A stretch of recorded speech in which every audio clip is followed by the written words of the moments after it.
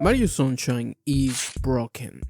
Check the average level count of each 3D mainline game, and Sunshine is the lowest spot. This all makes sense when you find out this game was developed in a year and a half. Modern AAA games will need 12 years, 2-round layoff, and even then, the game will be unplayable. If you play normally, you will likely come across several glitches, out bounds, bad camera, weird physics, and once you have finished it, you may think, that's it? It feels like half of the game is missing. Despite all of this game is very well liked, even though it sits in the middle of Mario 64 and Galaxy. There is no shortage of people claiming it's their favorite, but the Sunshine has good to counterbalance the bad. One obvious answer is the movement. Among all the 3D Mario games, Sunshine has easily the most unique movement mechanic. It's also the only one where you can play football.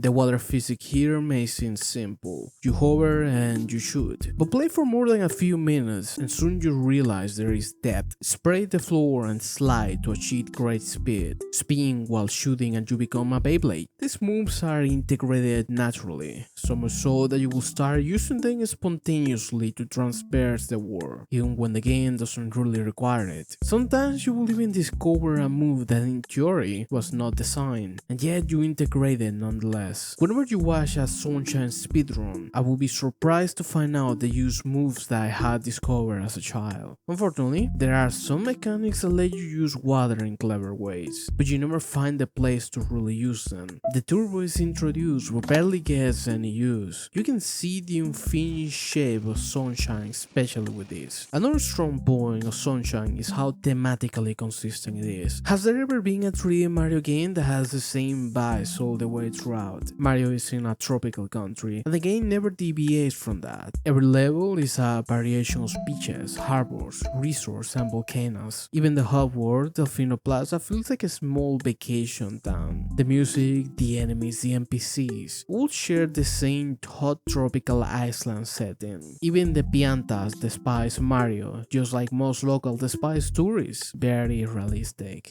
This game is broken, no doubt of it. And yet the things that work do it so well that even long after you have played them, you never forget. That is far better than games that are perfectly fine, but are bland and forgettable, like Mario 3D World, who needed to have a different game added to it in order to justify a port for the Switch. Perhaps the biggest thing committed by Mario Sunshine is leaving us with wanting more than any other Mario game. It would be great to have another entry that tries to revisit his concepts and reach his full potential. Unfortunately, Nintendo has relegated to only acknowledge Sunshine by making Flute a move for Mario on Smash.